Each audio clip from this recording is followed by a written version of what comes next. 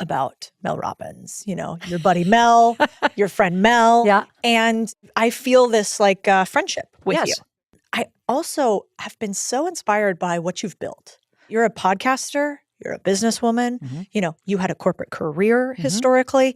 And you've been somebody that almost lost it all and then got it back. Yep. And did the really uncomfortable thing, which is share it. And so on this podcast today, I really want to dive a lot into how to help someone change their life. Yes. I loved this quote, which is start late, start over, start scared, start again, just start. Yes. And I think you've lived it because at one point Yes, I have. in your 40s, Yes. 800K in debt, Yep. business struggling, and now best-selling author, top podcaster, big businesswoman. Yeah. What happened? Oh my God. Well, can I just blame it all on my husband? That'd be okay? I think that's what we do. You just met mine. Yeah, my husband's name is Chris as well, by the way. Oh, no. Yes. So, the long story short is we failed. That's what happened. We failed. My husband went for his dream and wanted to open a restaurant. And the first one was successful. And then like complete morons, we ignored everybody's advice. Everyone's advice. Because when things start to work, you gaslight yourself into thinking they're always going to work. And then you start to go, oh, I don't want to dilute myself. And, we're going to get friends. And so we cashed out our life savings. 401ks, kids' college savings. We have 3 kids under the age of 8 at this point. And we get a home equity line. That's free money.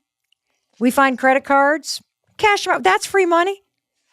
And what happened is a very, very, very predictable thing that happens in the restaurant business, which is when you start to expand, you better be rigorous about the formula that's working. They had park and walk downtown, 40 seats. The second location, which seemed like a dream, was a different type of location. It was a strip. It had a big anchor tenant that was very high end. It had a lot of other high end stuff, but a park and walk is a different psychology in a suburban town than a big strip that people are driving past commuting wise. And it was a little bigger than the first one. And so, you know this in hindsight. But so the second location, it was double the cost.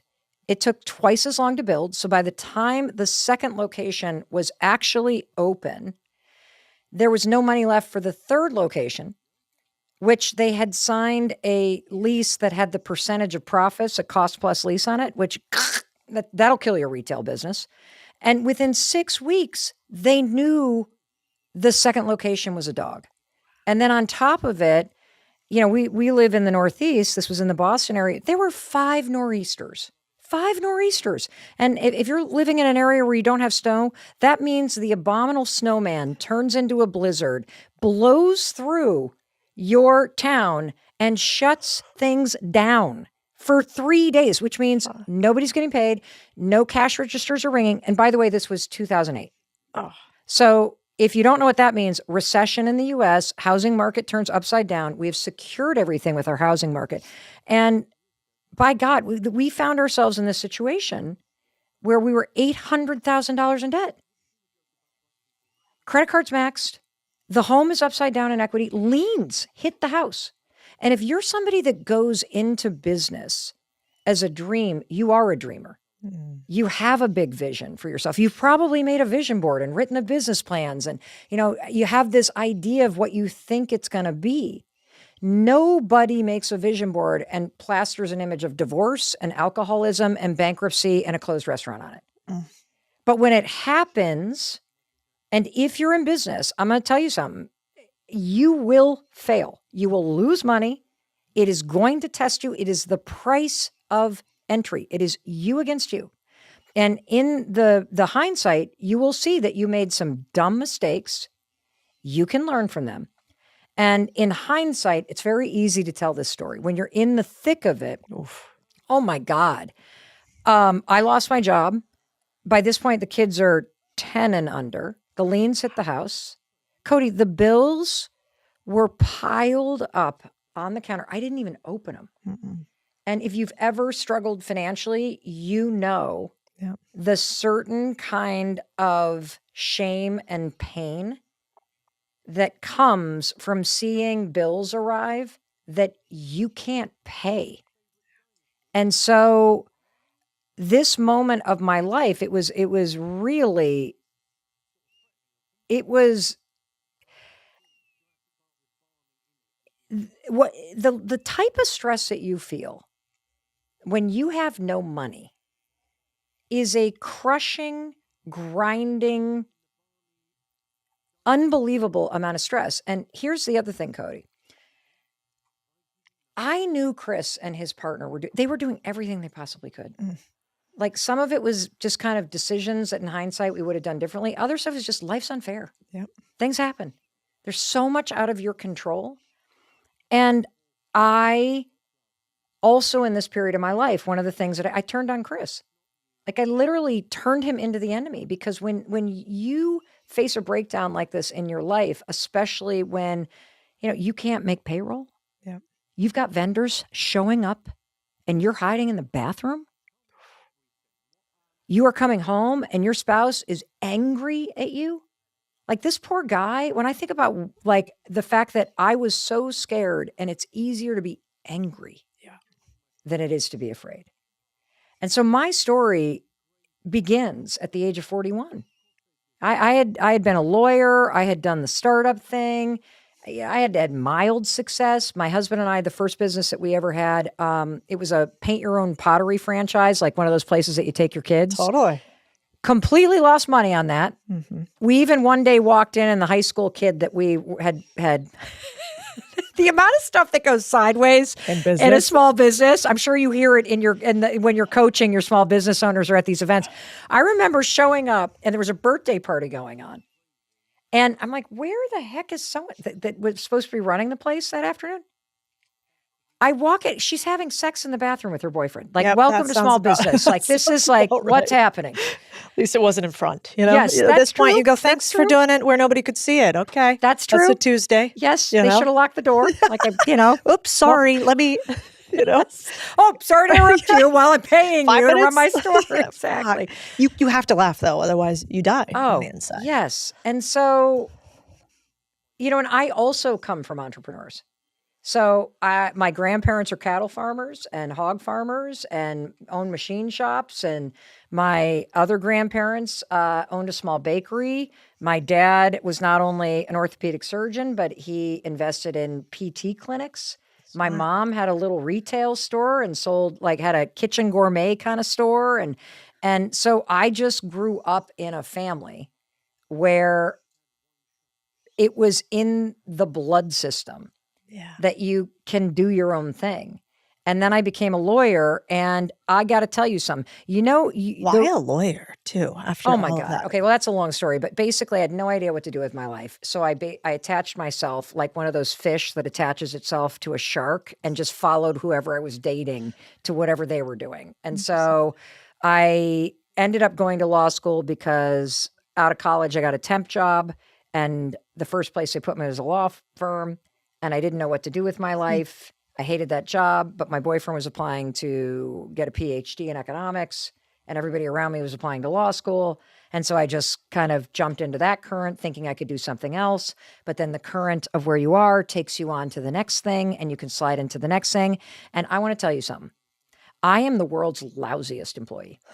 I am built to be a business owner. If you're the kind of person that resents someone who's paying you to do a job, then you should make your own way and figure out a business for yourself. I was the kind of person that was looking for every way to leave before 5. I would put my coat on my chair at the law firm and go out for lunch, and I'd spin my computer around so nobody could see that I wasn't still in the office. Oh, I am the worst. Yes, because I didn't like it. What you're talking about right there is so relatable. Yes. I think especially to people listening today who want to be an entrepreneur. And if somebody's listening and you're like, I want to do all that, but I also hate my job, but my job's terrible and your boss is the worst. How do you flip your mentality from saying, I hate my job, I want to do the least, to I actually want to build an empire and maybe I just could? Oh, well, first of all, not everybody should. Not everybody is built to run a business, because you got to be willing to do it for 10 years. You got to be willing to accept the risk that comes with stepping out on your own.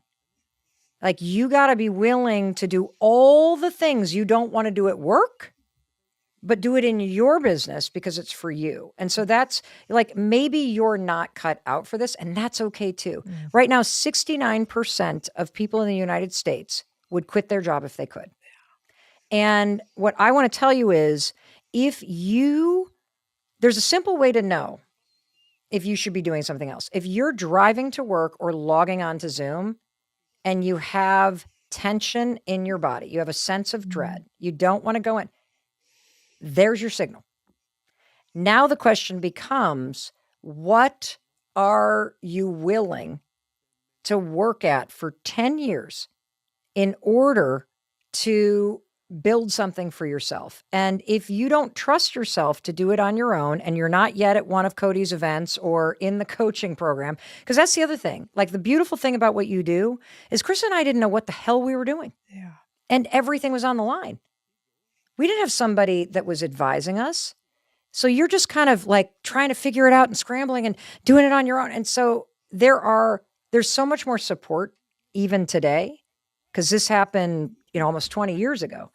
So that's number one. Number two, you're not stuck where you are. You're not stuck in a job. You're not stuck with a boss. Like, that's a lie you're telling yourself. You can't quit your job if you have bills to pay. But number one, the first thing you need to do is flip that mindset from complaining about it to saying, I get to work today and I get to pay my bills. And that's a good thing. But I am going to stop wasting my weekends watching television or partying with my friends. And I'm going to use the time on the weekends, if I don't like the job that I have, to figure out what is the next thing I want to do. That's all you have to do. And obviously, it doesn't happen overnight. It happens over time. And one way that I started to figure out, well, what might I like to do, is I started doing experiments. So one experiment and for me, you got to understand, Codie, I'm a very negatively motivated person. So if I have a problem, I'm very motivated. And one of the first problems that helped me start to figure out what I wanted to do was, I was working in a large law firm in Boston. I got pregnant with our first daughter, Sawyer. On maternity leave, I started to have that feeling that you may have as you're going to work, which is, I don't want to go back there. I don't want to ever answer the question, what do you do for a living, with the answer, I'm a lawyer. And so I went to Chris. I'm like, I don't think I can go back to work. He's like, what do you mean? You have to go back to work. First of all, we both pay for the mortgage. Secondly, you will drive me, our daughter, and yourself crazy if you're not doing something. Yep.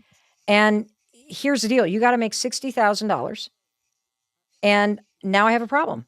And he's like, and I don't care if you're a barista. That's what you have to make. I've crunched the numbers in order for us to pay our bills. And so now I have a problem. I do not want to go back to work. I got 4 weeks before maternity leave is up. And now I got to find a job that will pay me $60,000. And I'm going to tell you something. When you have a problem, think about this. If you have a problem that one of your kids is facing, you basically have a PhD all of a sudden in figuring that thing out. But when it's you sit around, you're like, I don't know what to do. And so I networked like crazy because I did not want to go back to that job. And the night before I was supposed to go back for maternity leave, I got offered a job for $55,000 with a new tech startup. This was 1999 in Boston, first big .com bubble. And I had to go into work the next day. And they threw me, when I walked in the door, a surprise baby shower. Oh, balls. Oh, no. And I had to resign. That was harder than breaking up with like a couple people that were like nice guys, but not your person. Yeah, but also, I mean, I think a lot of people, like, you now run a business. Yes. Do you ever want somebody to stay and No, work for you absolutely that not. hates their life? Get out. What would you do if somebody came to you and said, hey, I love you. I love what we're doing here. it's just not for me. Great. You would say, tell me what is for you. Should I make an introduction? If you're a good performer, go Absolutely. on. Let's fill your role. Let's find you something else. Great. Absolutely. But it does seem like you have these ideas in your brain about how things are going to work. And Yes. we catastrophize and say, it will go terrible if my boss knows. They'll fire me immediately. Then I'll never be able to become employed again. As opposed to, well, but how would you know? If you've never run a business, you don't know that feeling yet. Yes. And if you don't know, here's another thing that happened. So I kept feeling this nagging pull that, okay, now I'm in the startup space. I think like, what do I want to do? And I'd always thought I wanted to run a bakery. And if you think you want to run a bakery or open a restaurant, before you do that, experiment by getting a part-time job in one. Because it took me exactly one Saturday shift of showing up at 5 o'clock in the morning and filling the napkin container and filling and refilling the half and half and the milk and wiping the counters and baking the carrot cake muffins and running the thing and and cleaning up the tables to realize, wait a minute, I don't want to spend my life smelling like a carrot muffin and doing all this stuff. Why I was interested in a bakery is, first of all, my grandparents had one, so it's in the DNA, but I'm interested in the experience and having a life where I could walk into a bakery where people know my name and I know them, and I can have my carrot muffin and I have time and I can have a meeting there. I want the freedom of the experience. And so all these little experiments that you can do while you're employed, because you need to be responsible, you need to pay your bills. The worst thing you can do is quit too soon and put stress on the thing that you are starting, is do an experiment and really put yourself in a micro way in the thing that you think you want, and you will feel immediately whether it's for you or not for you. And so, back to kind of the core story, I just continued to kind of bounce from one tech company to another. I then hired a coach because I felt like I was all over the place to help me figure out what to do. This would have been 2001. And this coach said, because you're a lawyer and because you've now got this .com experience and because you are crazy intuitive, I think you'd be a great coach. Why don't you let me train you? And so in 2003, I started coaching people. I basically said I work with successful people who feel stuck. And I started doing it on the side. This is how bad of an employee I was. You ready? So I was working for another tech firm. I would literally tell my boss, oh my God, I would tell my boss that I was going to take a call in the conference room. And I would be in there coaching somebody on the phone who was paying me $75 an hour. That's incredible. And then what I did is I so badly wanted to get out of that job, but I couldn't afford to. And so here's how I did the math. If you're currently straddling something and you're just like, okay, when do I make the leap? When do I make the leap? You want to create a math equation for yourself that is tied to your psychology. And what I said is, if I can land 10 clients at $75 an hour, and if I can have those 10 clients pay me consistently, so every single week I'm making $750 on the side, at night, in the mornings, hiding in a conference room while I'm lying to my boss, like, you got to do what you got to do. If I can do that consistently for 4 months, then I can quit my job, because I have now demonstrated that I am able to maintain that. And it's not now luck.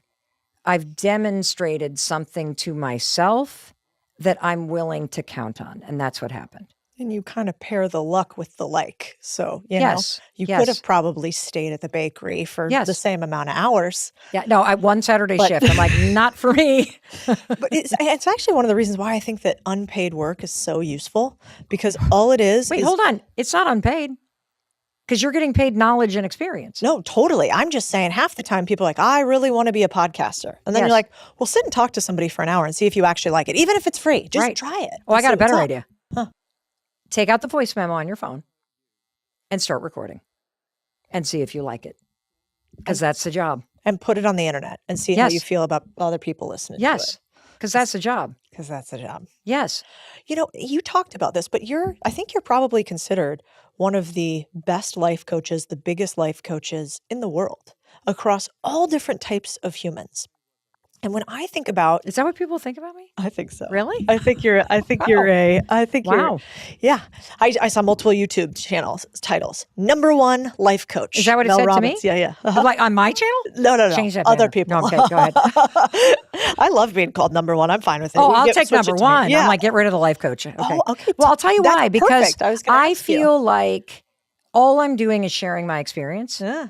And I am providing access to some of the best thinkers and researchers and interesting people in a way that's relevant to a normal person's life. And I am sharing the advice that's worked for me, but I feel like if you're somebody's coach, you have an accountability to them. Agree. And to me, I know that the responsibility for what you do with what I have shared or the conversation we have put out, by the way, for free. Mm-hmm. I mean, everything about the things that I do. I mean, what am I selling? You're going to tell me it's a dumb business model. I have a book, and you don't even need to buy it because I'm going to tell you exactly You should how to buy use it. It's what so I'm doing. great. We have multiple books. How many copies have you sold overall? 8 million, 11 months. Wild. It's on track to be the most successful nonfiction book in history. That is, but not surprising because it's really hard to take the complex things and simplify them. I always feel like if you want to figure out if somebody's really smart and somebody you should learn from, it's not do they make you feel stupid, it's do they make you feel really smart, Yes. even when you talk about really Yes. complex things. And I'm not afraid to be the villain. And the reason why is I'm not interested in being smart. I'm interested in being useful. Mm. And if I can save anybody the heartache I've caused myself or the pain I've caused myself or other people, that's an incredible way to live your life. And for me, I spent so long hiding who I was and being embarrassed by my mistakes. People always say, "Oh my God, you're so vulnerable." I'm like, I don't think it's vulnerable to talk about what's actually happening. Mm. It's way harder to lie Mm. and to carry things on your own. Because when you carry it silently, it has so much weight. Mm. And, I want to go back to one of the things that you said earlier. I want you to start late, there was like all these starts. Yes. When we were $800,000 in debt and I had more job changes than an ABBA cover band does costume changes, I told myself that it was too late. I told myself we had screwed everything up. We would never get out of debt. I would never figure out my career. Mm. We would never be able to, pay for college. We would never get these liens off the house. I was too old. I had screwed up too much. There was too much of a track record for us. It's over. And there was this moment where you kind of get trapped in this loop with yourself where now you're arguing against everything that you want. Mm. And you're arguing at the person that you married. And you forget who you married. And you forget that they're trying as hard as they can. They're not meaning to screw anything up. And you being a world-class jerk to this person is only making it worse. And I remember this moment, and I didn't want to be that way. Mm. I didn't want to be yelling at Chris. I didn't want to be drinking so much. I didn't want to be hitting the snooze button 5 times a morning and the kids were missing the bus. I didn't want to feel like I had screwed up my life, but I could not, Codie, make myself do anything. I was frozen in this experience and I knew what to do. And here's the kind of twist on modern life. You have no excuse right now because you can go to any AI platform and you can type in your problem or your goal and it will pretty consistently spit out a step-by-step plan. And if you were to follow it and give up your timeline, eventually things will get better. Eventually you'll get nearer the thing that you want. Eventually, like the things that you need to do work. But if you feel right now like I felt, which is I was so discouraged. If you're discouraged, you won't do anything. So true. And it's so easy when you're in business because it's so isolating when you're a entrepreneur. And a major mistake that we make when we launch a business, and this is why I love what you guys are doing here, is we do it alone. Yeah. And so we don't have anybody to talk to, and we carry the burden alone. And I just think, I think about Chris at this moment in time, and I think about that famous statue, is it Atlas, of the guy that's got the world on his, like that is what that poor man felt. And so. It's funny you say that, because where is it, Kyle? Oh, right there. Oh, yeah, there it is, up there. That's our company logo. I can Shut up. Thinking, except it's a brain. But the idea is really that you're holding up the world when you decide to build something. It's way easier. Well, I think being broke is hard, and getting rich is hard, and being an employee is hard, and being an owner is hard. It's all hard, but you get to choose which one. Yes. Or for how long you're in which one. Yeah. Yeah. Or if you're going to try to do something about which one. That's right. Buying a business or launching your own venture can feel impossible if you're stuck figuring out the website, logo, email, marketing all at once. But here's the good news. GoDaddy Aero is here to help. So just a few prompts, it builds a professional website, a logo, an email, even social content, all tailored to your business. It's like having a whole launch team in your laptop. Instead of months of grinding, you can go from idea to launch-ready business in minutes. No more waiting, no more guessing, just a real online presence that you can grow with day one. Suddenly, the thing that was just a tiny idea in a notebook is online, polished, and ready to scale.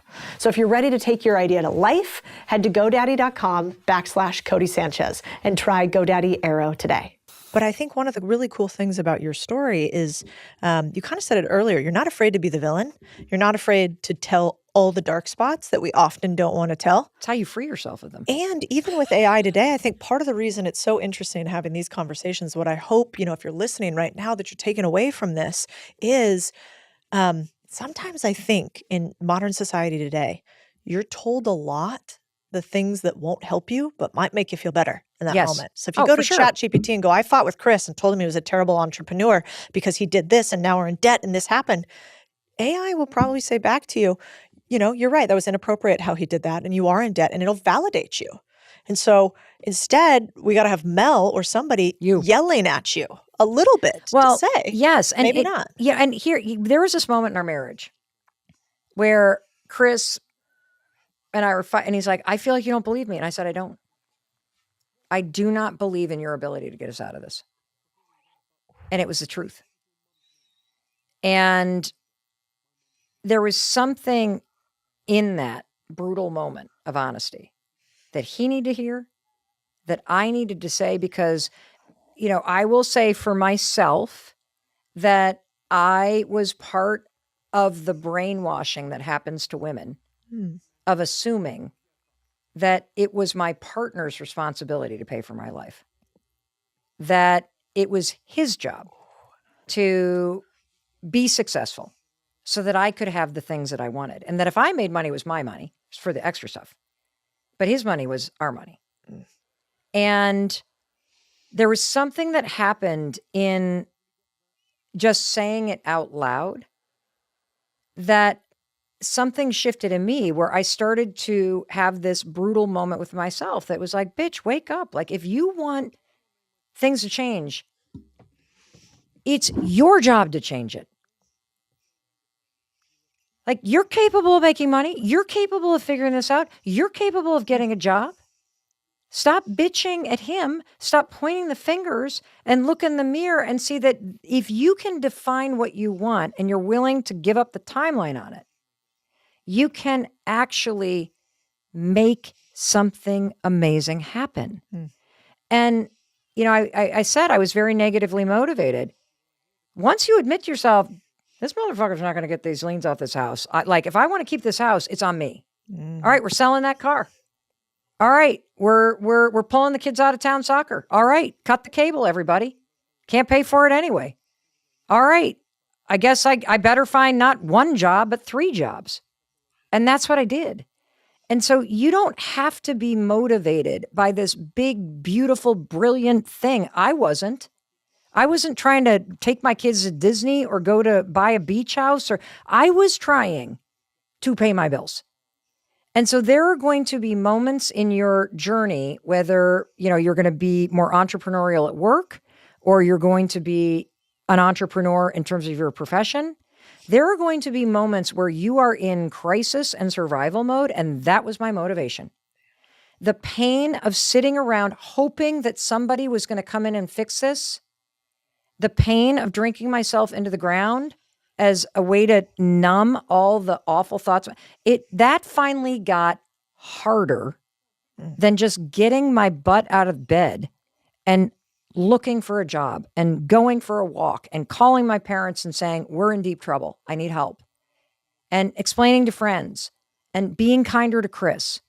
Like the thing that I had been avoiding, that it's so easy to give other people advice. Oh my God. Because you could have heard this story and be like, Mel, you're an idiot. Get a job. Call the banks. Like, ask for money. Like, do something. Don't do what you're doing because it's not working. But you will have a moment in time where the pain of your situation, finally, just avoiding what you need to do is harder than doing it. And so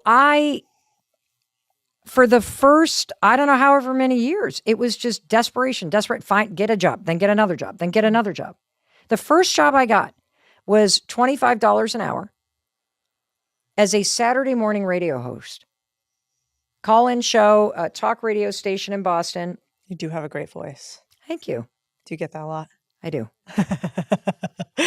Bet. Do you think that you would, can you be really successful without having a massive failure at some point? I don't think you can live a life without having a massive failure. You're going to have a massive failure if you're not successful. That's just life. Mm-hmm. And it's not about what's going to happen to you, because horrible things will happen to you. Unfair things are going to happen to you. They maybe already have. There are going to be amazing things that happen to you. It took me so long to recognize that while I was so busy trying to manage everything and everybody else, and I had lots of opinions and upsetness about the unfairness of this or that or the other, blah, blah, blah, blah, blah, blah, I was missing the fact that it's not about what's happening out there. The power is in here. Your power is in now. What are you going to do about it? Mm-hmm. Like through your actions and your attitude, you can make anything better. And that's not toxic positivity. That is the truth. It doesn't remove the very real issues that a lot of people face in, the world today. It doesn't remove historical things that have kept people from gaining wealth. Like if you look at the way that Black families were discriminated against and unable and discriminated against and not able to buy a house, which is the single biggest form of the way we transfer generational wealth to people. And it has not just impacted their grandparents and their parents, but now the generation. That is real. That is not fair. It is a reality. And what are you going to do given where you are at this moment? Yeah. Because you have to acknowledge that it's not fair. Mm-hmm. But then acknowledge that you, through your actions and through your attitude and through the fact that you live in this extraordinary moment. And I realize the world's fallen off its axis. There's a lot that feels wrong, but there's so much more information and support and ways to solve problems that weren't even here 10 years ago. And so what I don't ever want anybody to do in business or in life or relationships or mental or health, which mental health, I even hate that word, because you know what mental health is? Happiness. Yeah. It's managing your stress. It's not being a dick to people because, you're burnt out. That's what mental health means. Like, we need a better word for it. We got to market it better, Cody. Yeah. Well, also, why do you think that? I mean, nobody wants to stay in all the negative states, but could you imagine a person who had never experienced the deepest, darkest parts, that hadn't had the biggest highs, that hadn't been so angry and so sad and so upset? Why do we have to feel like we can't feel them? Why do we have to be happy all the time? Where's the context in that? I think everybody just has this wild array of emotions, and that I think it has a lot to do, if I were to get like intellectual about it, it has to do with the fact that we are wired to connect with other people. And when you experience any form of social rejection, whether it's walking down the hallway at middle school and, oh, there's the cool kids and I'm the weird one, or nobody wants to be the weird one. And the part of the brain that experiences social rejection is the same part of the brain where you experience physical pain. And so you will viscerally move away from any experience where you're the weird one. This is why we're having such a huge problem right now with self-silencing, because especially the younger generation is so worried about feeling cringe, because cringe, oh my God, I don't even feel cringe. And here's the truth. Cringe is actually doing it right. Because if you're going to do something where you step out of your comfort zone for the first time, you will feel cringy. That is what it feels like to do something for the first time. And it also feels like social rejection and pain. And so if you feel cringy when you put up your first YouTube video, you did it correctly. If you feel cringy when you go to your first pitch meeting and ask your friends and family for money, and you're like, oh God, why? You did it right. Because your body's saying, oh my God, oh my God, oh my God.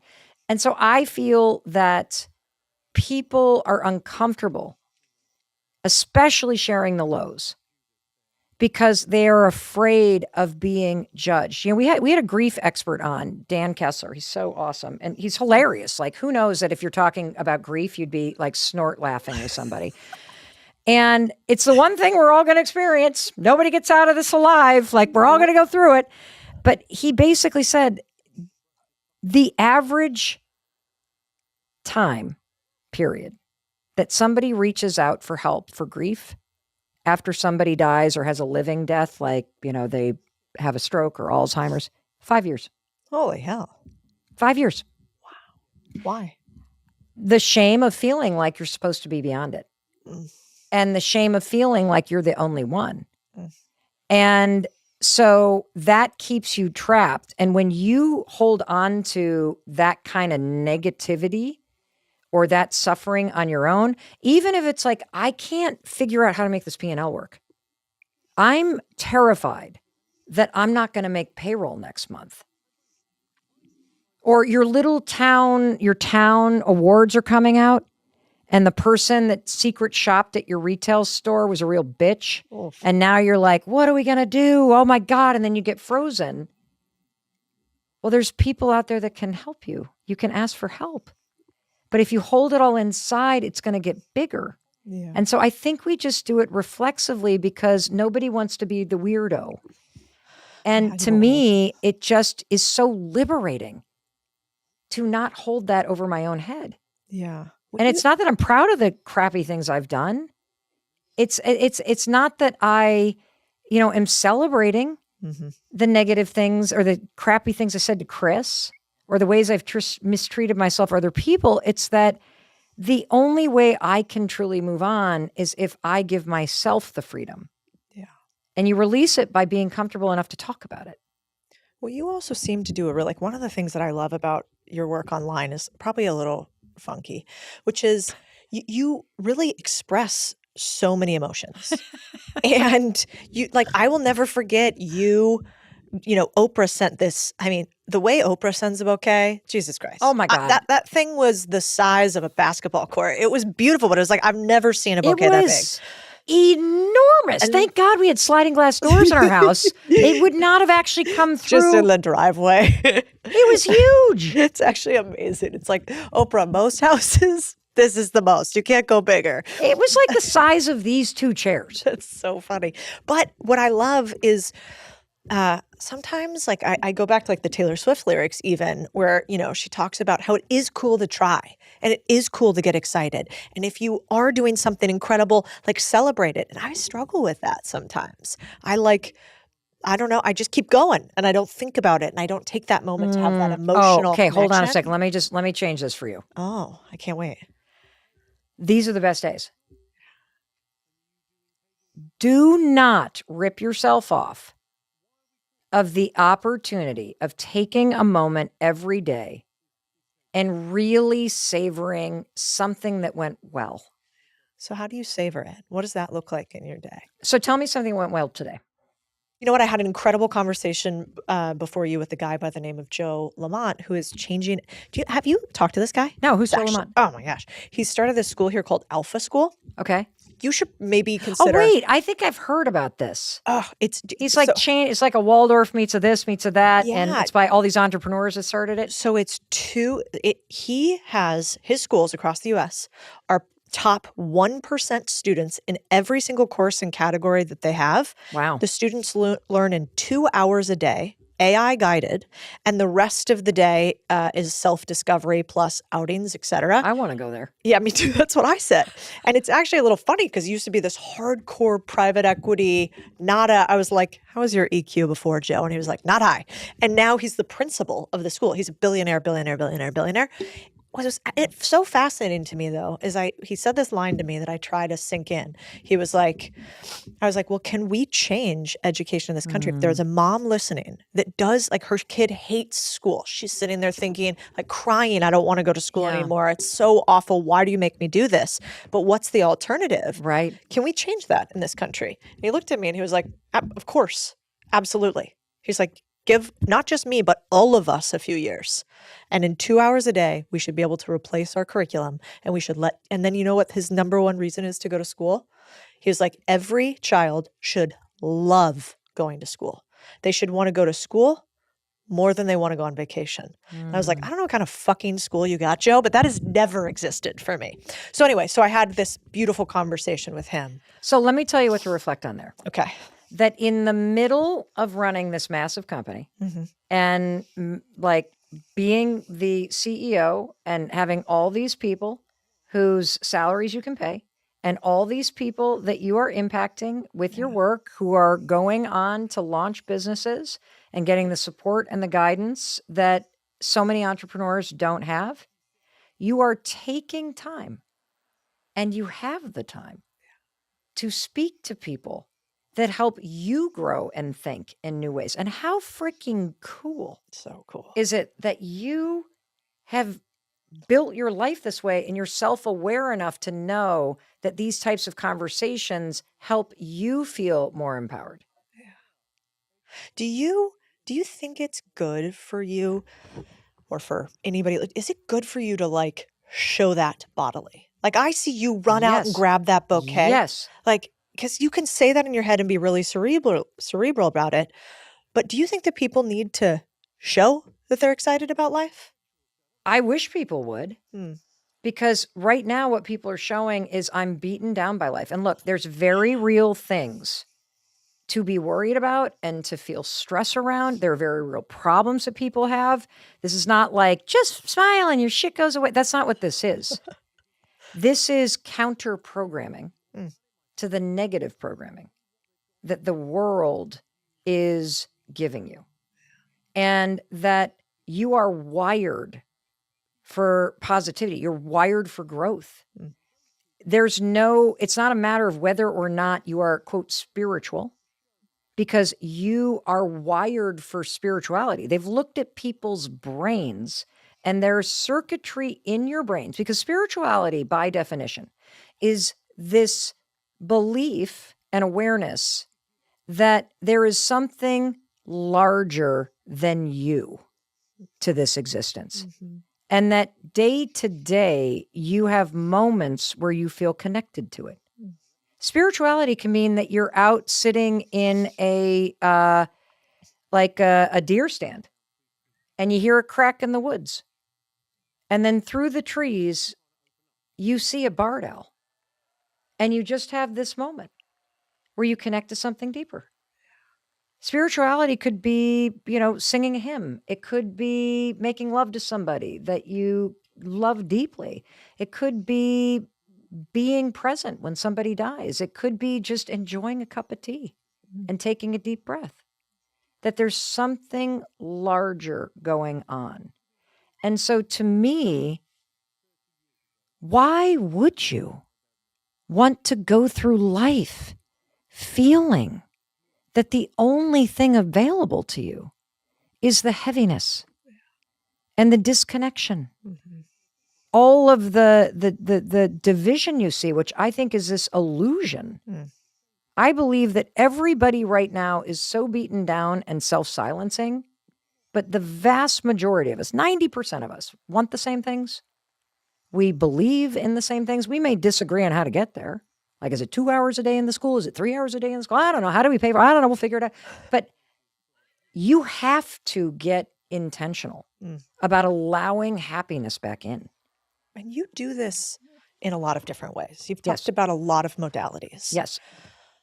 You also now go on tour, cities all over the world, which I've got to go to one of these because they look so dynamic. It's a show. Yeah, your face right now says it all. Yeah. But some of these modalities you do live, from what I can tell from videos that I've seen of other people. What do you tell people to do tactically? If they want to become more happier, if they want to take more action in their life, and they're going, Mel, boss me around. Well, and here's what I'm going to tell you. This isn't just your buddy Mel telling you this. There's Dr. Judith Joseph, who is, she's a principal investigator, which means she runs a lab as a PhD medical doctor and professor at NYU. Single mom, runs the only all-female medical lab, research lab, called the Manhattan Behavioral Institute. And she is actually responsible for getting the research done that got the first postpartum drug passed through the FDA by the FDA. Wow. So they do all these clinical research studies. She has all this new research. She has a huge research paper out about high functioning depression, which is this, you're getting it done, but just the wet blanket, you can't feel anything. The prescription from Dr. Judith Joseph is small moments of joy. Small moments where you separate from the heaviness of the world around you and the burden of caring for aging parents and the burden of balancing the bank account and wondering how you're going to get the loan paid and figuring out how, to get the online marketing stuff done. And can I get my cousin's kid in here to run the Instagram account?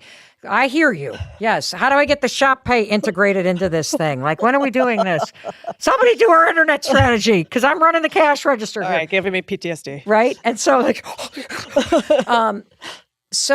of course, you've invested in all these laundromats. Now, laundromats aren't enough. I got to make them fancy laundromats, and I got to have an Instagram story, and I got to do that. But if I do that, then I can't go to the bank. And oh my God, what am I doing? And so, can you tell I've lived this shit? So you probably remember what it's the smells that get me from it. You could just put it in front of me. I would be able to smell a laundromat from anywhere. I bet. A fucking beagle. Yes, and so what the hell is that guy say? Is this menopause brain? What's happening? You were talking about these small moments of joy. Oh, yes.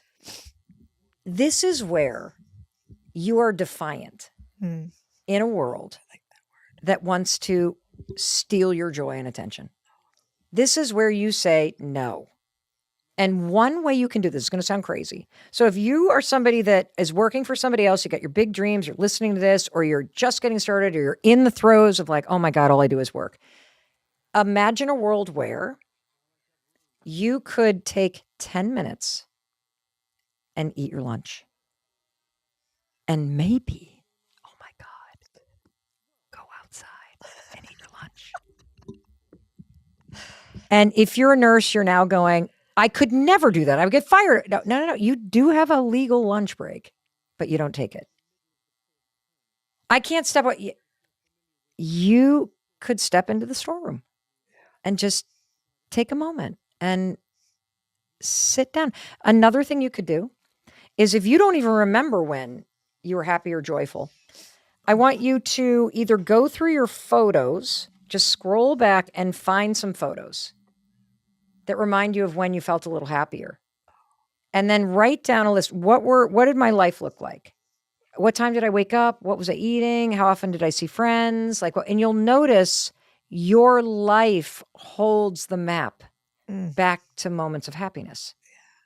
You already know, you just don't do those things. And then the job becomes, oh, wait, I haven't painted in 10 years. If I pick up a paintbrush, no, it doesn't pay your bills. It does something just as important, though. It pays something forward inside you because you start to feel a little bit more like yourself again. And there's also research around time management that, believe it or not, if you feel like you have no time, adding in something, even though that sounds bananas, because I have no time, Mel. What do you mean add in something? Add in one thing. Like if you used to sing at choir and you haven't done it in 5 years because now you're running 5 laundromats and you're worried about your social media accounts, go back and do that on a Thursday night. And that experience will fill something up inside you that makes you feel like you're actually a little bit more in control, which oddly gives you more clarity about what you want to focus on. There's so much research around this. So that's one thing. Second thing I would tell you to do is wake up every morning. This is so cheesy. And say, today's going to be a good day. No matter what happens today, I'm going to make today a good day. You could be going to a funeral. And you could say to, you know what, I'm going to this funeral and today is still going to be a good day because I'm going to show up for this family. And that simple thing changes the setting in your mind and helps you become more intentional about spotting moments where you can have a good day. Another specific thing I want you to do, and none of you will do this, but those of you that actually take this advice will make more money than everybody else that's listening and watching right now. Put your phone in the bathroom when you go to bed. You will not do it. I know you won't. Because you're like, well, what do they do? But they need to follow me. Here's what I want you to imagine. When you wake up in the morning, I want you to imagine the banker that you owe money to. I want you to imagine the hacker that's been trying to break into your bank account sitting in the corner. I want you to imagine every business that you think is doing it better than you. Their marketing team is in there. I want you to think about the side of politics you hate and all the news outlets from that side sitting in there. And I want you to think about like people gossiping about you over here. Because when you wake up in the morning as an entrepreneur, this is the only moment of the day, the only moment where you have any fighting chance to actually think. It's the only moment where you have any chance to put yourself first. You have to fucking fight for those 10 lousy minutes. Because the second you pick up the phone, the hacker, the competition, the people gossiping about you, it's all in there. And you're not even out of bed. And so if you want to know why you are so stressed out and you can't sleep, and it's because that freaking thing is right next to you. Yeah. And you're laying in bed and you're pouring it into your brain before you're even vertical. If you want to make more money, you have to fight for the first 15 minutes of the day. I call it the hot 15. The hot 15. I have built my business 15 minutes at a time. The hot 15. And I'm not a morning person. I can't. Bullshit. Don't tell me that story because you can't think clearly at night either because you're exhausted. And you know this, it used to be in business that the second you walked into your business, day is over. All the plans out the window because now you're just in reaction mode. Yep. So the only chance you had was driving over. Like I can think about what the one thing, and we'll get to the one thing rule. I know that's a whatever his name is Keller book, but here I'm going to tell you how to use it. So just hear me out on this.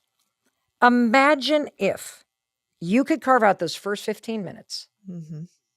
And before you let the world into your brain and before you let everybody else's emergencies become your priority, you carve out 15 minutes. I don't even care what you do.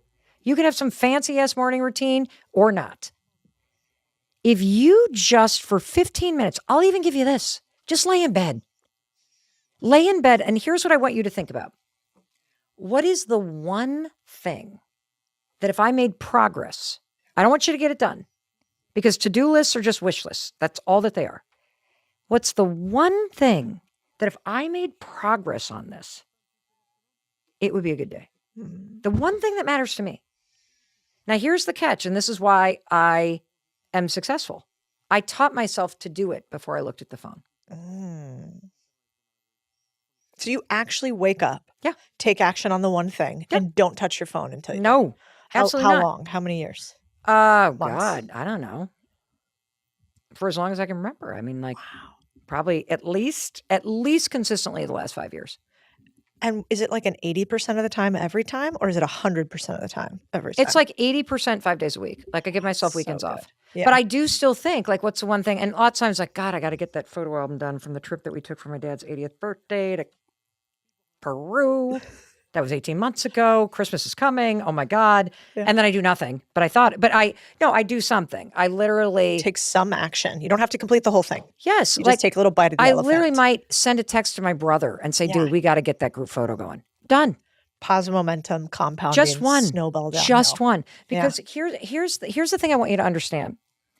What makes you feel out of control is that you're not progressing the thing that matters to you. And so you start to resent your business and the people that work for you and your customers because their emergencies become your priority. Yep. And now you're not getting that new AI thing done. Now you're not getting that kid hired to help with Instagram. Now you're not doing that thing you really know you need to do, because the interesting thing about the stuff that matters is not going anywhere. So you can allow it to haunt you, or you can like really understand this hot 15. So for me, I actually have a morning routine. I'm disciplined enough over time, and discipline's the wrong word. I understand myself and I set traps for myself. Like, one of the reasons why the phone is not next to me is because I am a lazy person and I will pick it up. Yep. And so I have to put it walking distance. And now I've solved two problems, Cody, because I don't like to get out of bed either. So the alarm's ringing across the room. I got to get my butt out of bed to go turn the thing off. And then I flip it over. Because I've also told my family, if there's an emergency, call me. People will text you all night long because they're bored and they have bad sleep habits and they want to vomit their stress on you. But they only call you if there's an emergency. That's so good. And so now you can sleep at night because you know if somebody's in trouble, they'll call you. Mm-hmm. If something's going on at work, they'll call you. I don't need to check my phone because if it's really important, they'll call me. I keep my phone down. I make my bed right away. Then I typically go into the bathroom because I have to go to the bathroom. And then I brush my teeth. I think about, while I'm brushing my teeth, what is the one thing that matters to me today? I do this every single day. And then I look myself in the eyes, as cheeseball as this is, and I high five myself into the day. This is a bit of neuroscience. And the reason why this is called neurobics, lots of research around this. So the fastest way to change a thinking pattern is to marry it with an unexpected physical action. So there's a lot of research around, writing with a non-dominant hand or standing on one leg while you're doing something else. For your entire life, a high five, like I don't ever high five somebody, and be like, I fucking hate you. Like, I hope you fail.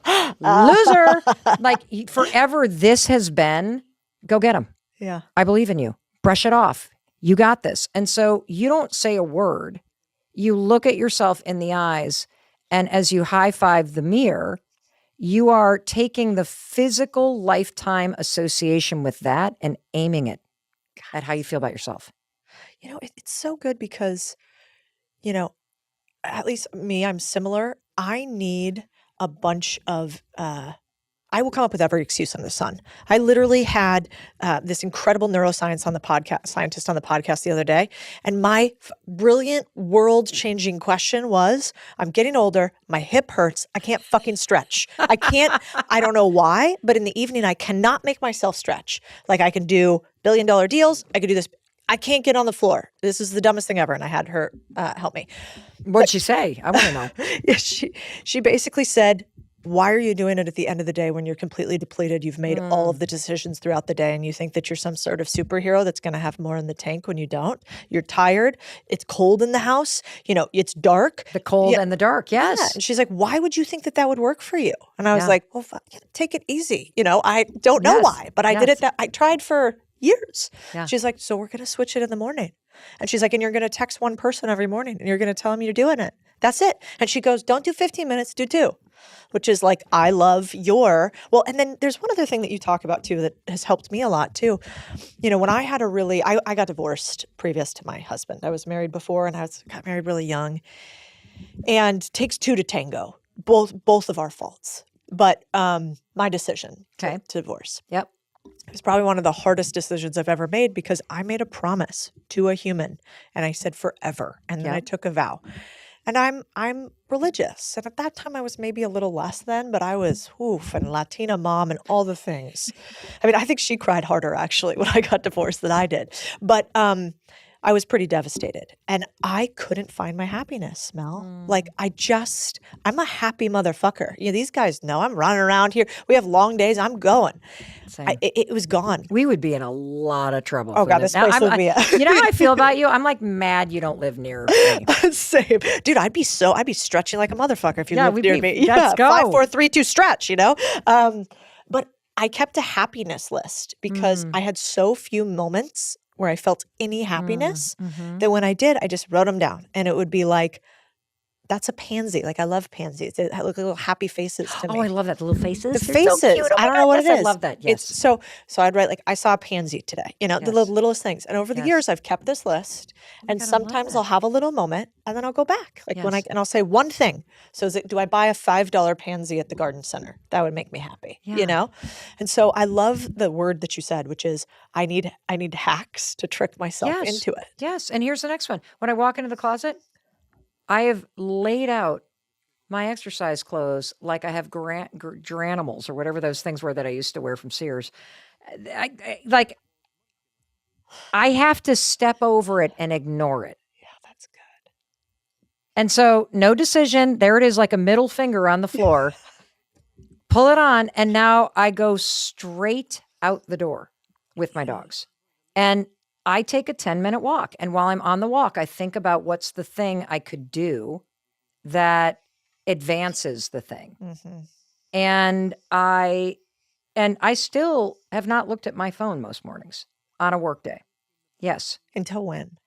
Well, if it's a good day, yeah, I will then do what I need to do right after the walk because I then drink a big mason jar of water before I have my coffee. Yeah.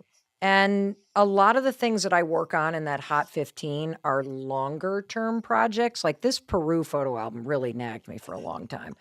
I finally got it done. It took like 7 hours on a Sunday. It turned out great, but that was a lot. And anyway, I typically use the Hot 15 for something that is really a longer term thing. Like I really started working on the concept and the Let Them Theory book in that window. A lot of operational stuff I will work on in that window. Yeah. There are like, if I'm screwing around with AI and trying to learn more and how to use it at a more advanced level, I'll get on Microsoft Copilot and use it then. But it really, really has made a huge difference because it taught me that you don't need a lot of time. And oftentimes, if you can get yourself going, you will keep going. Yeah, it's true. And so, and so it's really, really, really important. Now, of course, there are weeks like production weeks where everything's on fire. I'm in Boston for 5 days. My EA is texting me at 5:30. Are you up? Pilates in a half an hour. And I'm like, oh my God, okay, I'm up. But and so it's out there. But here's the thing. I might respond to Lynn, but I don't look at my phone for 20 minutes. Yeah. And now I'm back. I make my bed in a hotel room. Yeah, because it's how I feel like myself. Yeah. That way I feel like myself everywhere that I go. And so I'm still in my mind thinking about the thing. And so then once you pick up the phone, here's what I want you to understand.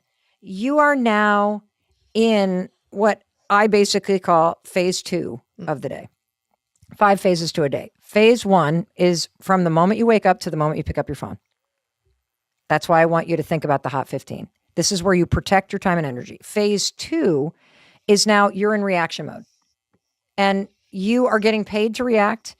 This is what you're doing. Phase 3 is where you go out of that, and now you're starting to transition. Because we all know from 3 to 5, if you're an employee and you work kind of typical hours, you're like, I'm sort of out of here. We're not doing a lot of... Not a contrarian thinking, but everywhere else. Yeah, I'm just sort of like, right? And then from phase 4 is all the stuff you do for life. Cooking dinner, being with family, all this stuff. Phase 5 is when you stop looking at your phone and wind down to bed. What do you do? Read a book? What do I do? Okay, so I'm a big bath person. Yeah, me too. And I typically, I will, on the work night weeks, I have a drink. Because it's like my one vice, that and weed. Like I will, I live in Vermont. I mean, come on. And so it's the one thing that like, I did not have a drink last night. My brain was going for probably an hour and a half. Yeah. I can have one sip of a Manhattan or a gin and tonic or a margarita. We're here in Texas. One sip, my brain's like, okay, we're done. Yeah. It's the weirdest thing. And I'm done shaming myself about it. It's just my thing. You. So me too. Mezcal, wine. Oh, also, I can't do the mezcal. It's a little too smoky, but I like a smoky Manhattan. Wow. Don't like the smoky tequila. I don't know what that's Maybe about. We'll give you some different options. But I think but let me tell you one more thing, because this is unbelievable. This is fucking unbelievable. Okay, wait to hear this. So, you know how a lot of people have gratitude lists? Yeah. Steal this. Have a piece of paper next to your bed and write down every to-do that you didn't get to. That sounds awful. Oh, no, it's amazing. Wait to hear what you're doing. Okay, fine. You're closing tabs in your brain. See, your brain runs on open loops. Yeah. And if you had some like, I got to one of the reasons why people have a hard time falling asleep is you're ruminating because your brain is trying to keep the loop open because the tabs aren't closed. There is incredible research that has it's life-changing. If you write down all the things you didn't get to, your brain's like, oh, Cody's got it on a piece of paper. We can close the loop. Great point. And research shows that doing that is as effective as a sleeping pill. That you fall asleep between 8 and 10 minutes faster. That pharma stocks dropping everywhere. And then check this out. You don't have to worry because the list is right there. I like that a lot. Isn't that great? It's such a good point because you know what? I didn't realize it, but I do 2 outsourcing things too. What do you do? Which is I have assistants now, but back when I had my first one, which isn't that expensive to get, all things considered, but like for $1,500 a month, you can get a virtual assistant. That's how I first started. Okay.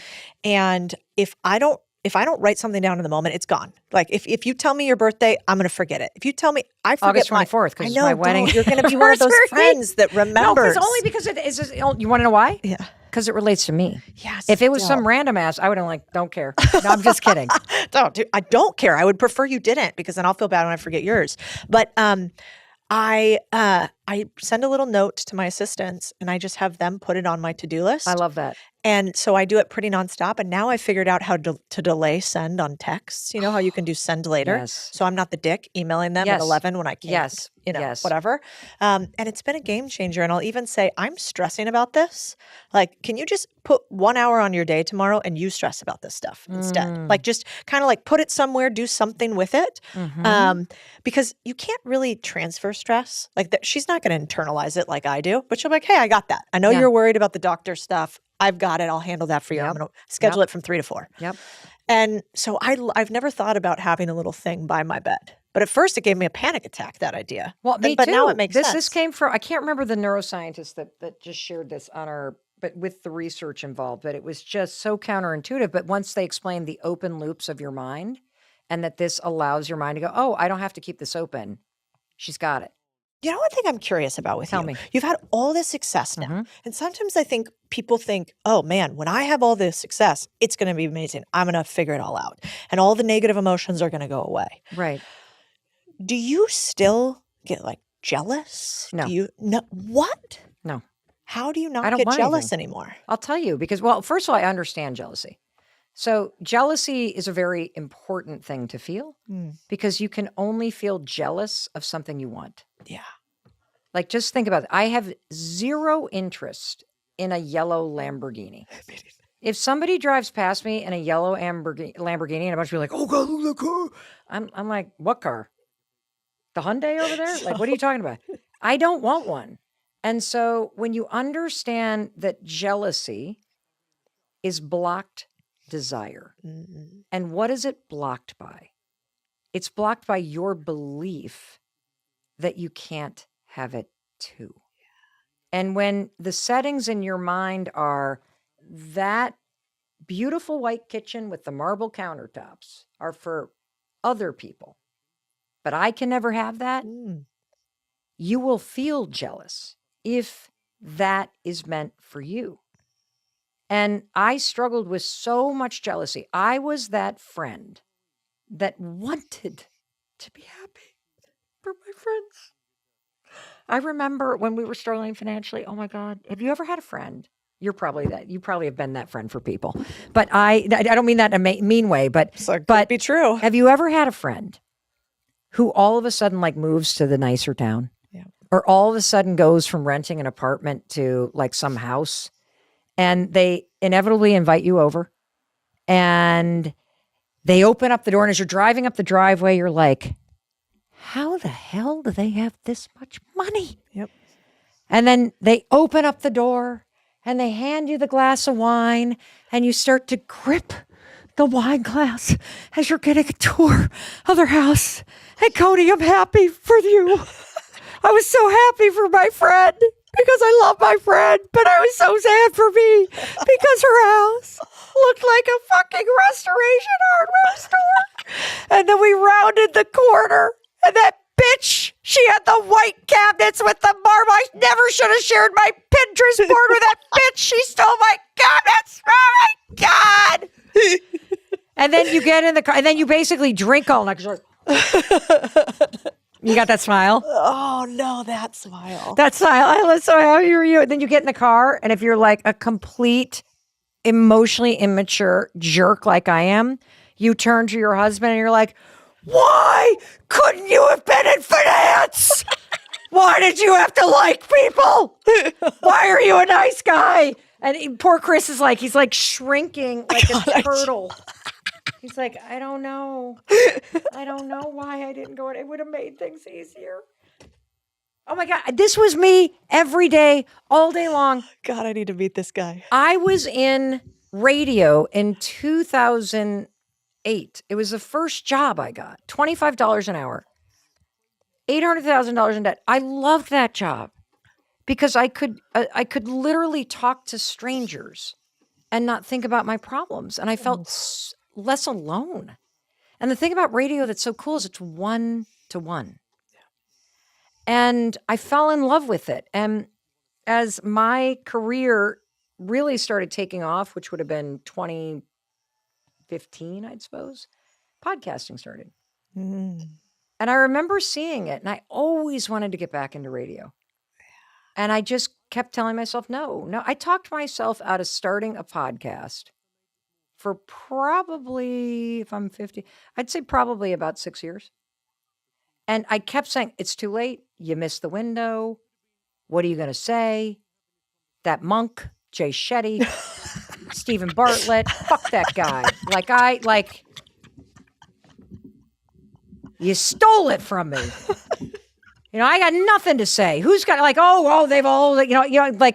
This is what you tell. Oh, there's another restaurant in my sisters. I can't possibly become a real estate agent. My sisters, she's going to think of course you're copying her.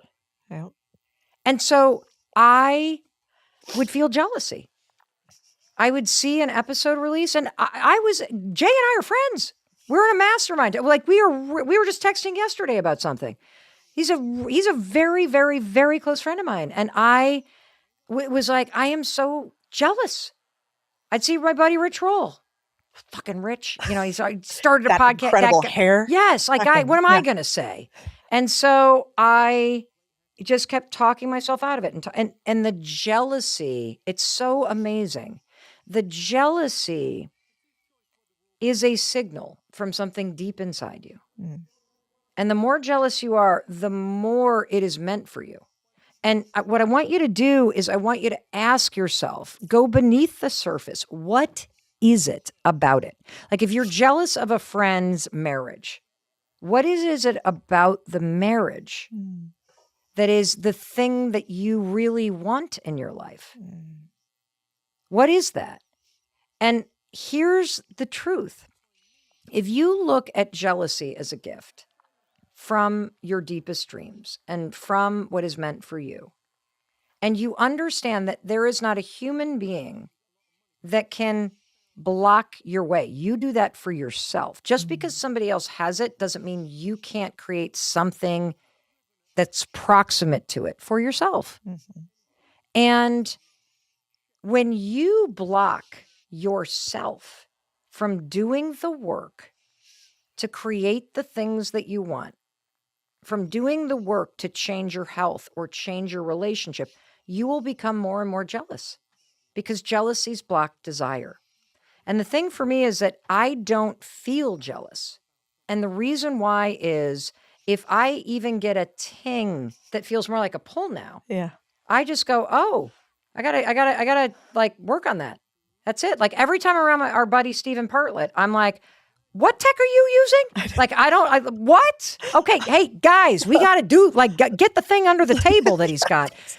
Right? The tapper. Yes, and then I never remember to click it. So, and then everybody's like, you've clicked it 1,000 times. I'm like, oh, that was my knee. I'm sorry. Like, I just can't pay attention like Steven does. But I see it as signals. And because here's the belief that I now have. I believe that most things in life that you want are there for the creating. That there is an infinite number of white kitchen cabinets. And if your friend is a bitch because you have the same cabinet color, let her be a bitch about it. Just take note that that's kind of who she is. That's okay. Let her. But don't block yourself from going for the things that you want in life. And, you know, that period of my life taught me something important because it happened when Chris and I were struggling. It happened when I had told Chris, I don't believe in your ability to get us out of this. And that anger and that fear fueled me to go, well, I'm going to have to do it. No one's coming. It's up to me. I'm doing it. And I was resentful, but I bumped into my ambition. See, the reason why I could say to Chris, I don't believe in your ability to fix this is because he's not a corporate guy. I'm married to a guy who's a death doula. He's a spiritual psychologist. He created men's retreats. Like he is such a heart-led guy. He is so unmotivated by money. He would live in a yurt if I allowed him to, which I will not. I mean, we live in Vermont. That's the closest. And I love to camp. I just don't want to live in a tent. But he is a true, like, of the spirit and of nature person. And so I think I instinctively knew that he wasn't going to get us out of it because he's not built for that. What he was built for is actually grounding and healing our family in the aftermath of it. What he was built for is staying home and being the like on-call parent when I was on the road 150 days a year, because when I first started getting paid to speak, we still had liens on the house. You know, when I gave that TEDx talk that went crazy viral, is the first time I ever talked about the 5-second rule, this 5, 4, 3, 2, 1 move. And I had liens on my house. I was $800,000 in debt as I stood on that stage. And when people started to pay me, I said yes to everything. And you will have that happen in your career. You will take the world's worst deals because you have to. Because your highest value is actually security, safety, and family. Yeah. And so I said yes to all kinds of things that I would never say yes to now because it was aligned with my mission. Pay off these bills, get my family secure. Like I was not trying to be anybody. I was trying to solve a problem that I had. And as I got better and better and more and more and more successful, I just became much, much better at the business side of it. And what I've learned, and I say this to in every partnership meeting I have, that we get into like with these massive Fortune 10, Fortune 100 brands, I'll be talking to their CEO or their CMO about a project we're going to do together. And I'm like, look, I'm not talent. I'm a businesswoman. And that's how I need you to relate to me. Yep. And that is like, I discovered through that experience of being so in debt that I freaking love building things. I love the business. I love the tech. I love being the first mover in something. I love figuring things out. I love being the person people are watching as an example, not because of my ego, but because it means I'm doing something that's making an impact. Well, I mean, one of the first things you said to me when you walked in here really resonated with me, that the best builders in the world have, I think, which is you really care about the people you serve. And I'm not like paying you lip service, No, because you came into my office and you said, hey, you really want to do this podcast thing. You have to obsess on who you're talking to. Yes. And then you told me, at my podcast, here is who we are talking to. And then you were like, and remember, they're giving you an hour of their day. They don't have it. They could give it to anybody. They're giving it to you. What are you doing with it? Yes. And you used the word maniacal. You said, Yes. we are maniacal about giving that person value. Yes. And then we talked about all the things you won't do that could make you a ton of money and even more famous. But I don't we're want to be I famous. won't. Like that is not why I got into this. Like You want to be that a famous part of- life coach. No, fuck you. I literally, that's like it's an occupational hazard.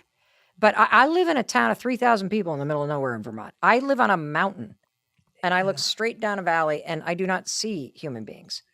And I am a real small town. I shop for my groceries in a store where you can buy Carhartts and feed and fishing poles and fertilizer. And so I love just being a normal person. And, when your success comes after you almost lose everything that matters to you, you do not forget what matters to you. Yeah. And so to me, I am motivated on the business side by, one rule I have in business is don't ever take a deal that you will be pissed off about in success. Yeah. Always bet on yourself unless you have to pay your bills. Then you take whatever deal you can until you can strike better deals.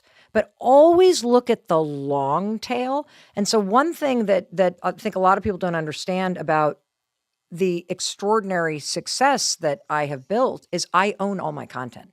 Yeah. Publishers do not own my books. I do. No way. Oh yeah, I do joint ventures. And I've severed all my audio rights. With 8 million, fuck, that was so smart. But that's a big bet, because if people don't know, those are millions why would you of take dollars. why, if you don't Like how it's big one was thing, the advance? Do you think I you don't could have take gotten? advance. No, but if they would have offered you millions for Who cares? They Well, would you have said paid no. me pennies on the dollar. No. An advance is a loan for your ego with shitty math. That's what an advance is. That's good. It is. Yeah. And there are writers out there that need the advance to be able to pay for their life. Take the advance. And then be smarter about your next deal and make sure book number 2 does not have that attached to it. The second thing I will tell you, though, is you must sever your audio rights on every single book you do. An audio book is like having the world's single best rental property at a beach town. And there's no cost. Yeah, 100%. Because it's one digital file and it will be around in perpetuity. And it's pure value. And like, it's how pure are they value. not going to, if your audience is paying $15-$20 for an audiobook? And there's no cost to creating the audiobook and no cost to shipping or stocking or storing or returning or warehousing an audiobook. Why would you give somebody that did nothing? Oh, I feel that intensely. Yes. It's all about ownership and betting on yourself. Yes. Which I think Well, and which I was forced to do because nobody would give me a book deal. yeah. The first. In 2017, yes. Wow. Yes. And that book sold over 1 million copies too, didn't it? Yes, largely because of the audiobook. Fascinating. Yeah. Well, I mean, I That's how I discovered that, by mistake. my mom, Lori, is a giant Mel Robbins fan and has read Let Them and gave me your first book and then gave me Let Them after I had already read it. And I think one of the coolest things for anybody who hasn't read them, my favorite part you're not very, people make books that are so long these days. And you kind of make the book only as long as it needs to be to give you as many examples and Because I instances. can, because I'm controlling the deal. Right. I'll give you another thing. So here's another thing to think about. So make sure if you have a physical product that you really think about the product in the environment. Yeah. Like when we did, for example, and I think about this obsessively about everything. So I think about the thumbnail of the Mel Robbins podcast as a consumer product. Yeah. So what does that thumbnail look like on Spotify? What does it look like on Apple? What does it look on somebody's car display? What does it look like on YouTube? What does it look like on the television screen where 30% of our audience on YouTube is playing it on a big screen? What does it look on an iPhone? And we photoshopped our top runners into those environments. Smart. It's why we didn't end up going with a black background, which looked better. But in the environments, it didn't pop. Yeah. And so the design of the book was very simple. The test was this. If you were walking down a beach, half a football field away, could you go, oh, that's that book? Whoa. What a good fucking idea. And so think about the environment in which you are trying to break through. And is it recognizable? Because we overcomplicate everything. And understand that people are so overwhelmed right now that the more that you can simplify something and the more that you can be useful and people can get it like that, the more successful you're going to be. I'm dying to come to this tour of yours. You're coming. You're want to know, give me like one instance of like, what is one of the magic moments at Mel Robbins? Like, what is a moment you remember about the show?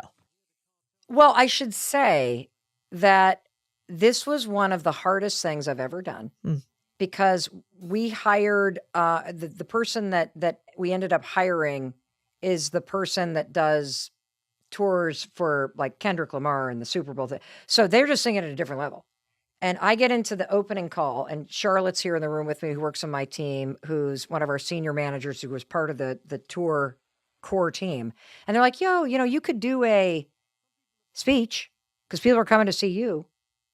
Or you could do something that nobody has ever done in spoken word. They've never done this in a podcast tour. They've never done it in comedy. They've never done it like in any kind of spoken word book event. I'm like, well, what's that? They're like, you could put on a show. I'm like, well, what do you mean? They're like, well, instead of telling everybody, what if you brought it to life? What if you didn't tell the story of being in the bed? What if we got you in a bed and you acted it out?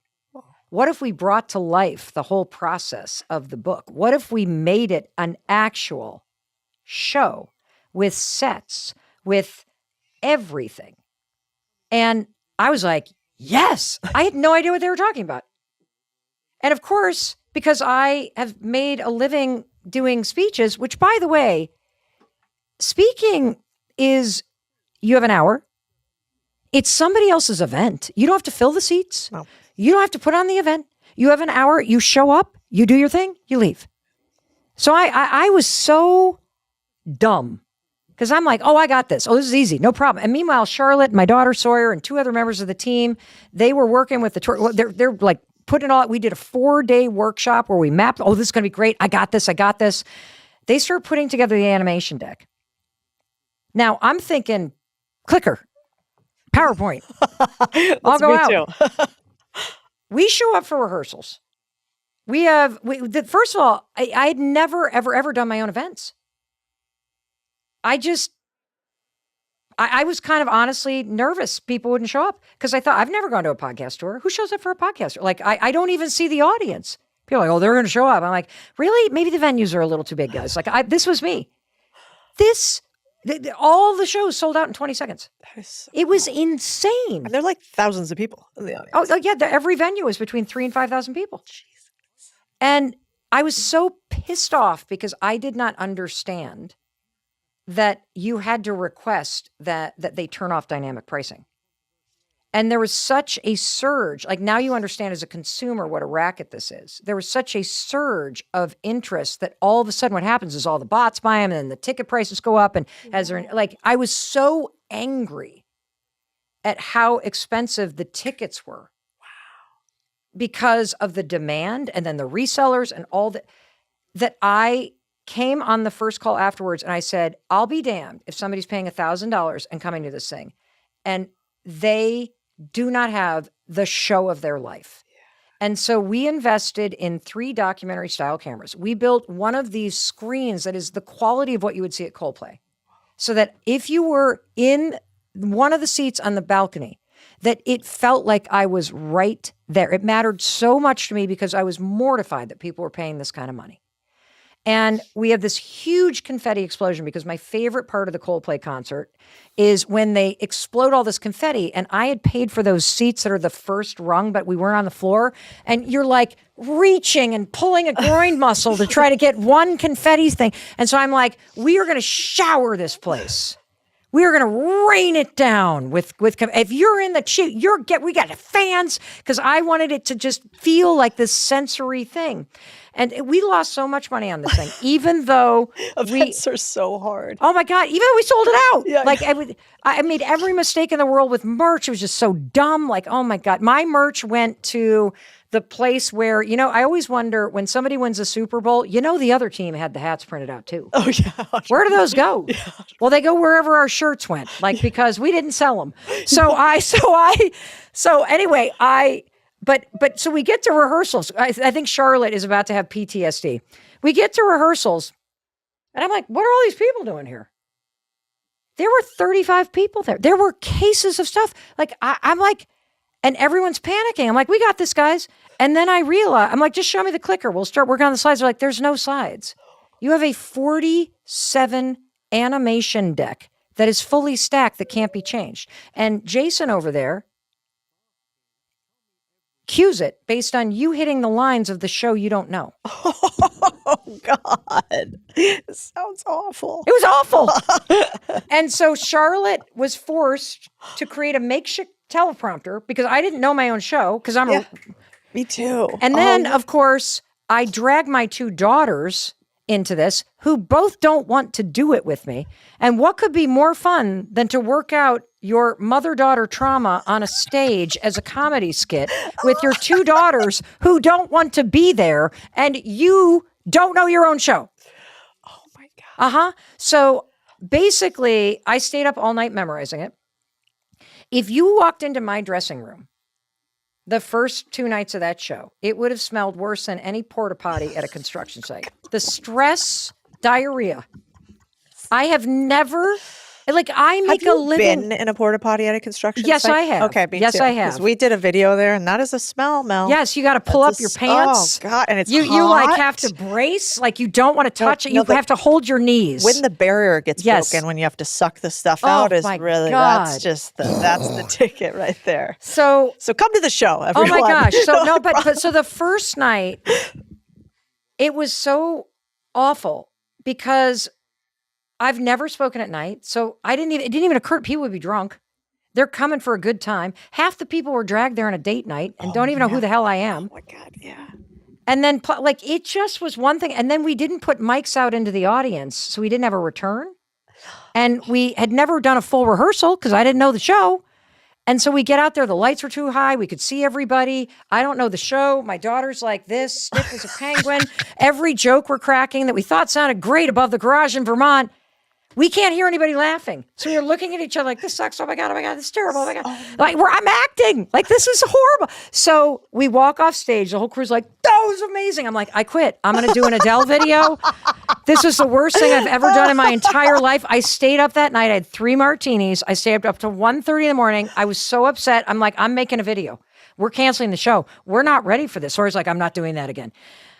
We go to bed and I wake up and I'm laying in bed. I did not follow my Hot 15 that morning. I called my husband hungover and I started crying. And I said, honey, it was so terrible. Like, it was so awful. Sawyer hates it. The kids don't want to be here. What have I done? Why didn't I just do a speech?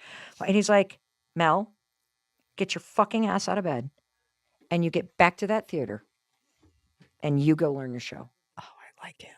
And wow. There was something, and at some point you just have to rip the Band-Aid off and do the thing and ship the video and post the podcast episode and walk out on that stage because you're never going to be ready for the first time you do it. It was so cringy. People loved it.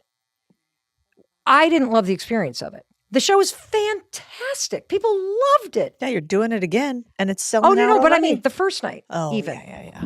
The second night, it was like, fuck it. Like, let's just have fun. Interesting. And it was way better.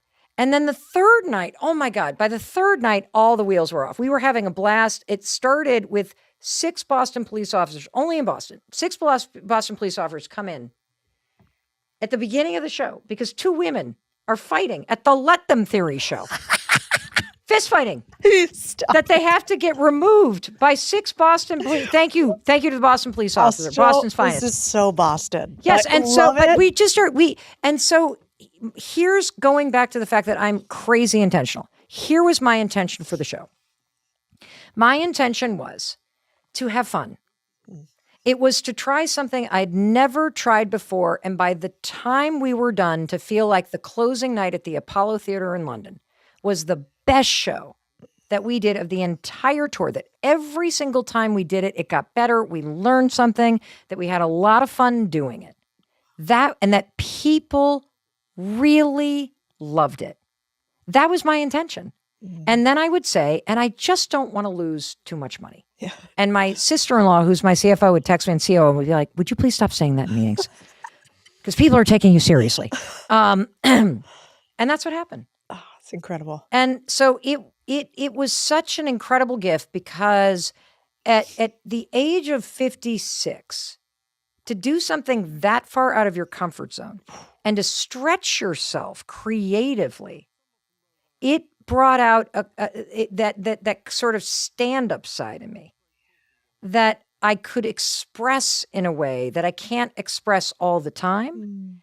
And it allowed me to perform and really make an impact differently. And I loved it. And so we're going, and the other thing that I loved is on my deathbed,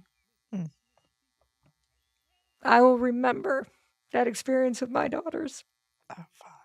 As one of the highlights of my life. Like, we worked out so much shit. That was like 4 weeks. I don't recommend it. But, just the amount of things that happened and the amount of growth and connection that we shared and that I shared with the extraordinary women and men that were part of that team. It changed me forever. And so, we're going to do it again. And we're starting in New Zealand and Australia. And then MelRobbins.com. What's that? Yeah, MelRobbins.com. And Also, the only 2 shows that have tickets, the only 2 are Houston and Dallas. Oh, the only 2 tickets left. So you're not buying any. Nobody's buying anything here. We're going to give you the tickets. No, I like buying my No, friends stuff. absolutely not. Also, I swear Absolutely to God, if you make me cry on this podcast, I told Steven too, who's now my buddy, I was like, I'm not coming on. If you try to make me cry, I won't do it. I want to shove my feelings down where they're supposed to be, inside, like an adult. And anyway, but you can feel what that tour meant to you. And I think it's so cool, you putting yourself out there. And if you're listening right now and you haven't taken that big risk that makes you want to throw up a little bit, here's your chance. Well, and the other thing is that when you do a podcast or you create a show or you write a book or you have an online business, you don't see the people you're impacting. And so it is one of the greatest joys when I bump into somebody and they're like, oh my God, I listened to that thing and it helped my son with anxiety. Or wow, I sent my husband this thing and it really helped him negotiate a raise. Seeing and meeting people is incredible. Yeah. And so to be in a room of people who consciously put themselves there, who are there to have a good time and there because they want more out of life and because they want more for other people. There are very few spaces you can go in today's world like that. And so the energy of that was just transformative and electric and celebratory. And there were so many stories that came out of people meeting really good friends, people starting businesses with people that they met who they were sitting next to. And so that was also one of the big things. And I'm going to give you one other piece of advice for your business. So I am driven by the impact. It's very important in your business and in life to understand what data is important and what isn't. I do not have the back end data to what's happening in the podcast. I don't ever look at the rankings. once a week, I'll be like, so how are we still doing okay? Like literally, right, Charlotte? Like are we still doing it? We still are? And I'm like, every time I'm legit surprised. We are? We're still in the top 5 of the world? Really? Take that, Bartlett. No, I'm just kidding. I love Stephen. At the London show, he was there with Mel. And I was on stage talking about jealousy. And I did this whole thing about the podcast. And I'm like, that Stephen Bartlett guy, fuck that guy. and he's in the audience. And I'm like, just kidding. I love you, Steve. Stand up, Stephen. And then like gave him a big shout out.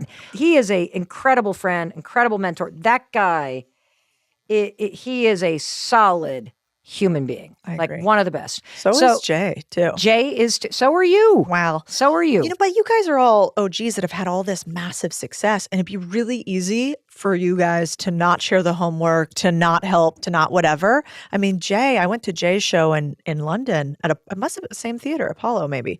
And I brought my, one of my right hands, Christian. And Christian is a very British 25-year-old. Yeah. And so when I say with stiff, so much love that he is not Jay Shetty's main avatar, yes. right? And so we just went to support Jay. Not that he needed it. It's totally fucking fine. He's fine. But we're in like the front row. Yeah. And I have Christian who went to Cambridge. You know, he's serious. He's very smart. And, you know, Jay's show is huggy and emotional and, you know, not British in a lot of ways. Yes. And so Christian's next to me. And did you go to Jay's show? So you know that last part of Jay's show where he has you turn to whoever you took and you look them in the eye and you say, I love you to them. And I have my employee, Christian, next to me. And he turns to me and he looks at me and he goes, you don't pay me enough for this. And I died. So That's this amazing. day, we've been together for 5 years. He's incredible, a dear friend of mine and somebody who works with me.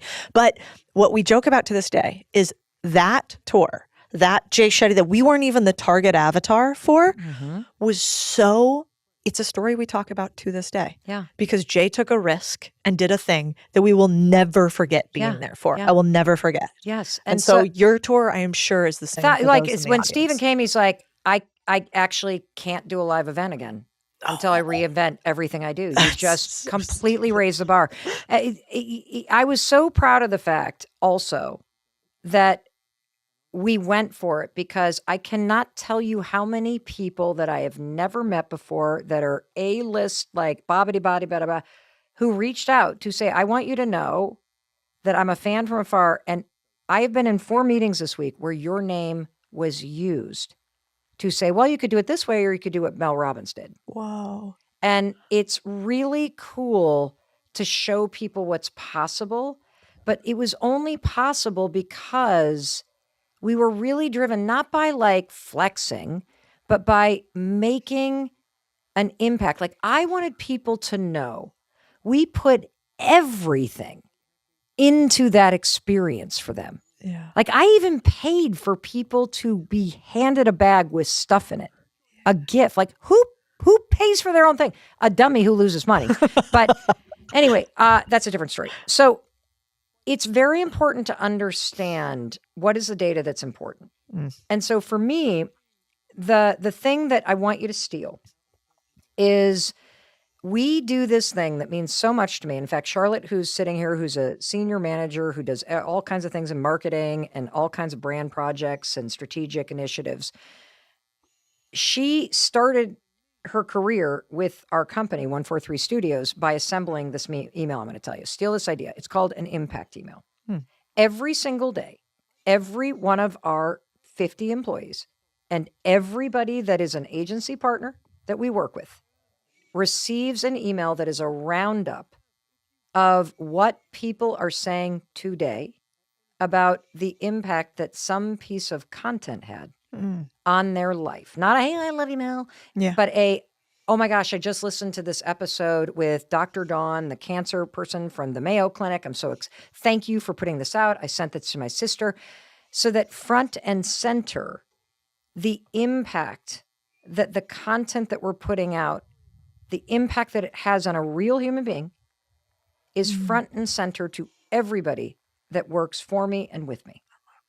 And that is a way to keep a piece of data that is very important to you front and center to you and the people that work for you. And it's not just the customer stories up here. We put it in the inbox so that you see, and it's not us summarizing, it's the screenshots. So you can see the name, you can see the photo. It comes from every platform, every social media, it comes from the inbox, it comes from the reviews, because that's what matters. That's why you win. Mel Robbins. Thank you so much. Thank you.